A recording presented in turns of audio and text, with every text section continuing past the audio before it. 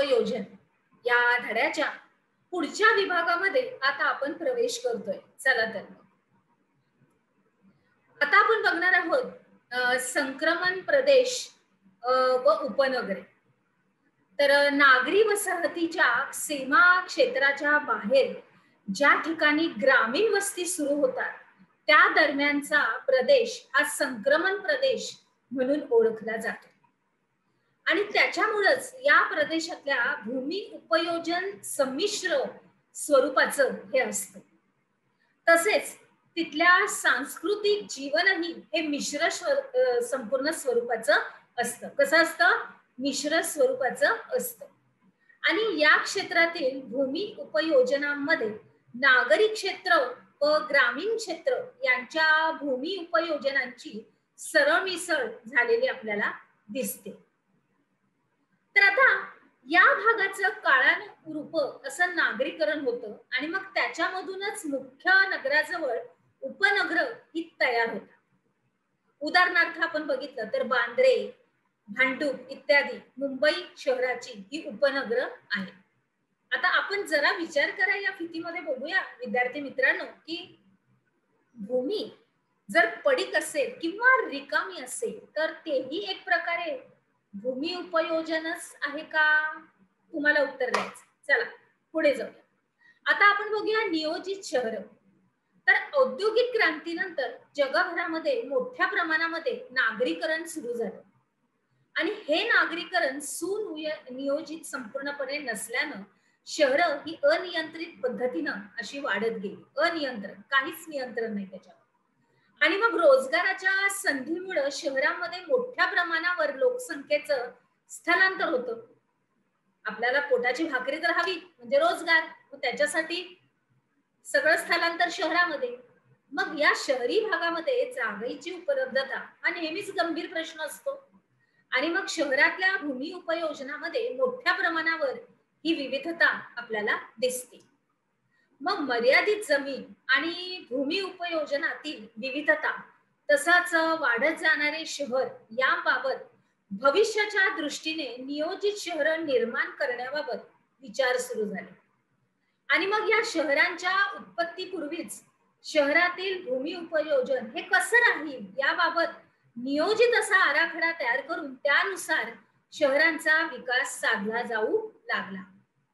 आता आपण बघितलं तर आपल्या पुढच्या मुद्द्यामध्ये सिंगापूर, सेऊल म्हणजेच दक्षिण कोरिया, झुरिच म्हणजे स्वित्झर्लंड, त्याच्यानंतर वॉशिंग्टन DC म्हणजे अमेरिकेची संयुक्त संस्थानं, त्याच्यानंतर ब्राझिलिया म्हणजे ब्राझील, चंदीगड व भुवनेश्वर ही भारतामधली इत्यादी नियोजित शहरांची उदाहरणं आपल्याला दिसून येतील। पुढे जाऊया। सांगा पाहू या अंतर्गत आकृती 6.1 मधील भूमी उपयोजनांची ही विभाजित वर्तुळ तुम्हाला अभ्यासायची आणि मग त्याच्या खालची प्रश्नांची उत्तरं ही तुम्हाला लिहायची। तर कसं आहे बघा की जपान मधलं भूमी उपयोजन 2011 मधलं आणि भारतामधलं भूमी उपयोजन 2011 मधलं, मग ते कशा रीतीने केलेलं आहे विभागित ते तुम्हाला सर्व काही बघायचं आहे। मग त्याच्यामध्ये कृषी योग्य आहे, स्थायी कृषी आहे, त्याच्यानंतर वनच्छादित आहे, त्याच्यानंतर स्थायी आहे, स्थायी कुरणामध्ये आणि इतर आणि मग कोणत्या देशामध्ये वनाखालील प्रदेशांची टक्केवारी जास्त आहे? आता अर्थात तुम्हाला प्रश्नांची उत्तरं द्यायची आहेत, तर प्रश्न तर सुरू झाले तुमचे। कोणत्या देशामध्ये वनाखालील प्रदेशांची टक्केवारी जास्त आहे? त्याच्यानंतर कोणत्या प्रदेशामध्ये वनाखालील प्रदेशांची टक्केवारी जास्त आहे? त्याच्यानंतर कृषीखालील जमिनींची टक्केवारी ही कोणत्या देशात जास्त आहे? त्याच्यानंतर वरील दोन प्रश्नांच्या संदर्भाने जर विचार केला तर भारत आणि जपान यांची प्राकृतिक रचना आणि हवामान यांच्याशी या भूमी योजनांची सांगड कशी घालता येईल, कशी घालाल? त्याच्यानंतर भूमी उपयोजन आणि क्षेत्रीय विकास यांचा सहसंबंध जोडा, शोधा।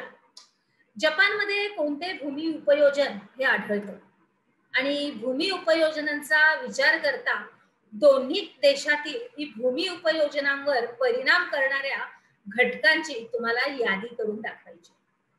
चला पुढे जाऊया भौगोलिक स्पष्टीकरणामध्ये। ह्याच्यामध्ये तुमच्या लक्षात आलं असेल की विविध देशांमध्ये जे भूमी उपयोजनाचं प्रमाण हे वेगवेगळं असतं. मग त्याच्यामध्ये जमिनीची उपलब्धता, देशातली लोकसंख्या, तिची गुणवत्ता, त्याच्यानंतर त्या गुणवत्तेच्या आवश्यकतेनुसार त्या भूमी योजनाच्या प्रकारामध्ये तिथं फरक पडतो. जसं की आता आपण बघतोय की जपानमध्ये वनच्छादित जमिनीची टक्केवारी ही जास्त आहे आणि स्थायी कृषीखालील जमिनीची टक्केवारी ही फारच अल्प प्रमाणात आहे. मग त्याच्या मानानं जर आपण भारतामध्ये बघितलं विद्यार्थी मित्रांनो, ऐका, तर आपल्या भारतामध्ये वनच्छादित जमिनींची टक्केवारी ही कमी असून स्थायी कृषीखालील जमिनीची टक्केवारी ही जास्त आहे. बरोबर? आणि मग प्रदेशातील ही भूमी उपयोजनेनुसार ही विकासाची पातळी आपल्याला अशा रीतीने समजून घेता येते. आलं लक्षात? अगदी व्यवस्थित. जाऊया पुढे. चला, आपण काय शिकलो याच्या अंतर्गत आपण बघणार आहोत की संक्रमण प्रदेश आणि उपनगर ही संक्षिप्त रूपाने तुम्हाला स्पष्ट करायचे म्हणजे लिहायचे. नियोजित शहर संक्षिप्त रूपाने स्पष्ट करायचे. अर्थात तुमच्या वहीमध्ये व्यवस्थित तुम्ही हे सगळं काही लिहायचंय. चला तर मग आता आपण आपल्या पुढच्या विभागामध्ये प्रवेश करूया. चला.